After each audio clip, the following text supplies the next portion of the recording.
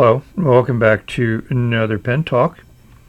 Thank you very much for tuning in and joining me in my exploration of the wide world of pens. And we see a Jinhao box. We flip it over. Usually on the back side there's some description. It's a fairly generic description here. I think we need to open it up and see what's inside. Well, first thing we see is a gold tone nib. It's F for fine.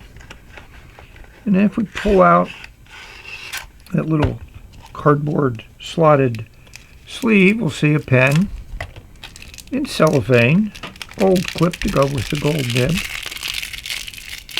Some cellophane noise for those that like it. And we see the Jinhao in a dark green, color I don't have. But that's not why I have this pen. Why I have this pen is because of the nib. Some of you familiar with these nibs may recognize that stylized M.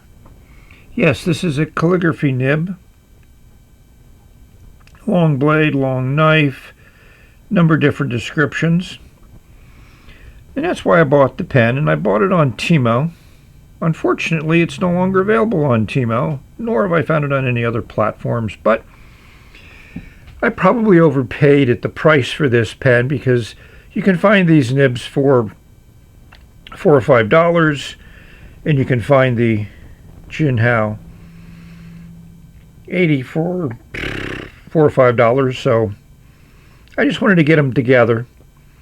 Yeah, I was making a buy from Temu, and this attracted my attention. So I think I need to clear up one point. A lot of people call this calligraphy nib an architect nib. And here to the left is architect grind. From the top, it's not really that noticeable, but the difference is the contact point of the nib. An architect nib is very thin all along that edge, whereas you can see on the calligraphy nib, it's more of a triangle shape there. It's really a much more dimensions to the grind than there is to a normal architect nib. Henceforth, calligraphy, aircraft, long blade, long knife, whatever. Hopefully this shows you that difference and you can see for yourself.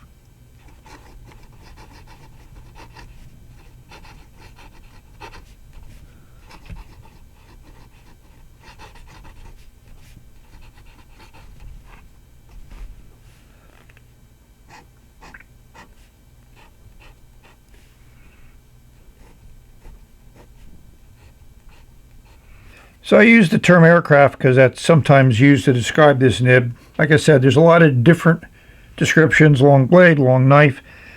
But what this nib does is it works more like a zoom nib than any other type of nib grind.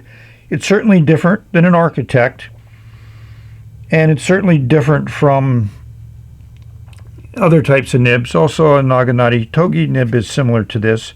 So when you hold the pen fairly vertical, the horizontal and vertical strokes are very fine. If you lay it down at a lower angle, your horizontal strokes become much, much wider. As you can see, it's a substantial increase. And also, the vertical strokes become wider. So that's one of the differences. Architect nibs, the angle only affects the horizontal strokes, not the vertical strokes. But this nib is very, very smooth. I have, I'll give you the reference. But it's a great nib. Sorry to see it seem to have disappeared because it can be swapped into, your Safaris, your All-Stars, a whole bunch of Lamis.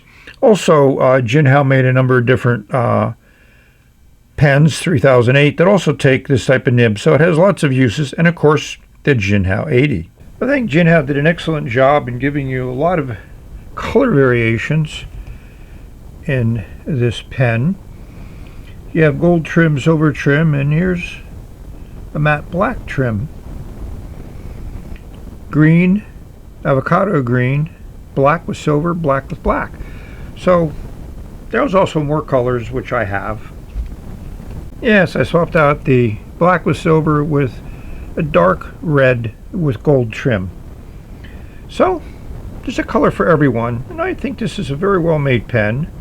Very nice writer, very comfortable, and lots of nib choices. So it's been a few days since I started this video, but I did some research, and lo and behold, the calligraphy version of the Lamy style nib doesn't seem to be available anymore.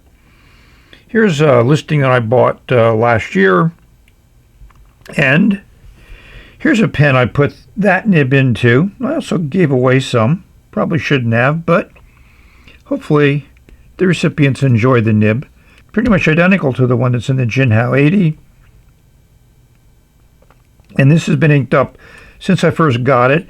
So the Jinhao 35 is a very inexpensive pen, a couple dollars. And the section is generally the same kind of shiny, slippery surface as the cap and barrel, but I just took some sandpaper and roughed it up a little bit. I like the look, and it now isn't as slippery as it was before.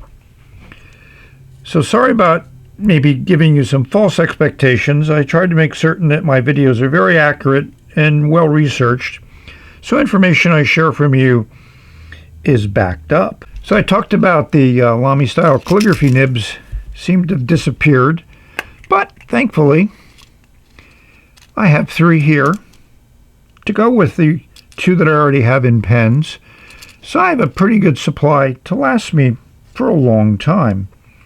I guess I thought ahead, but I didn't realize that they would be disappearing. I got these nibs. They came with their own feeds, which I thought was good, because I think the feeds are slightly different for these nibs. Should have a little bit more flow, because the nibs lay down a lot of ink. So obviously I'm going to ink up my new Jinhao 80. This is the ink that called out to me. It's a Pen BBS ink I've had for a while. It's the number 301 Songbo. Probably very, very difficult to find. It does have green glitter in it, and that's what makes it nice to go with my green Jinhao 80. This is going up and down 3 times. The 3rd time I brought up the piston very slowly because it tends to cavitate if you bring it up faster, and then you'll get air bubbles in here and not as much of a full fill. So let's see how this nib is going to write with this interesting ink. So yes, it is a green ink, and it does have some glitter in it. I just think it's a great color, and I think it'll work well in that nice nib. So one of the reasons I like Jinhao 80s is that the design is excellent. You know, there's that metal insert. There's the metal insert both in the barrel and the section. So that gives you for longevity, and nice threading. Feels good when you take the barrel on and off. As you can see, that glitter has settled out of that ink a little bit. But, you know, you shake it up a little bit and it goes into suspension, which is great. But what's really important is how does it look when it comes out of the nib onto paper?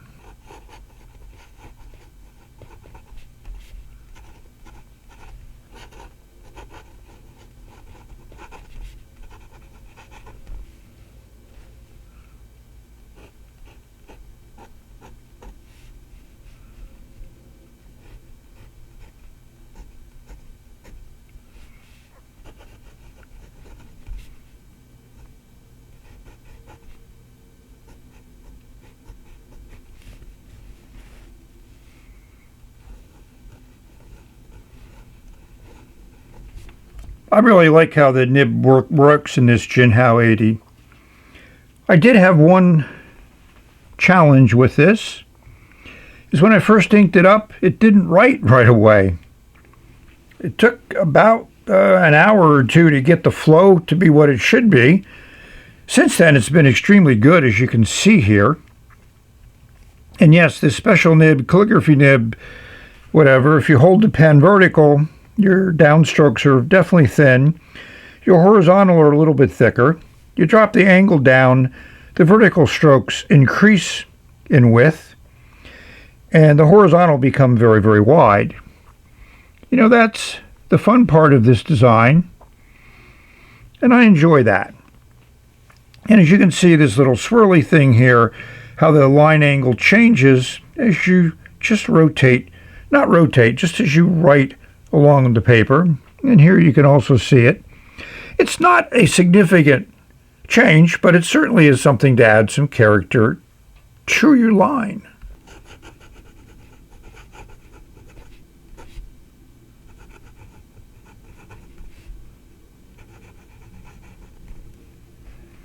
Hopefully you've enjoyed watching me play around with this, learned a little bit about nibs. Sorry this isn't available anymore, but doesn't mean it won't come back at some point in time. Who knows? The fickle market, the fountain pen world. So I want to thank all of you for watching. I hope this video finds everyone safe, healthy, and happy, enjoying your pens, enjoying your life, enjoying the new year. We're at the conclusion, and at the end of this video, this nib just does a wonderful job, and we will say bye. This will be in a lot of letters.